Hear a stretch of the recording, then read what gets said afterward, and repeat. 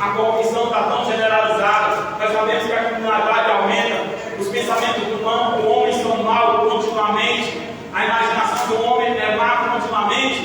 não vai ser diferente. Deus também vai aniquilar esta terra, irmão. Deus vai acabar com esta terra. Não sou eu que falo, o que fala é o livro de Apocalipse. Se você ler o livro da Revelação, você vai ver o que eu estou falando aqui. Vai chegar um momento, irmão, que a igreja ela vai ser arrebatada.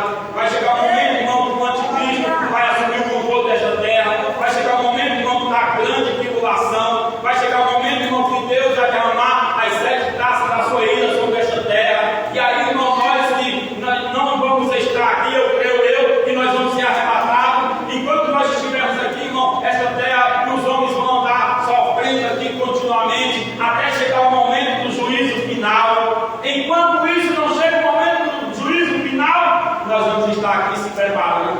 Nós vamos estar aqui, irmão, se deixando a ser tratado por Deus. Jesus chamou 12 discípulos, e estes 12 discípulos, irmão, creio eu que são retratos da igreja de hoje e da igreja que vai estar sobre a terra continuamente. Alguém, irmão, olha para você e diz assim: eu vejo perfeição em você. Alguém olha para você e diz assim: você não vai para o céu.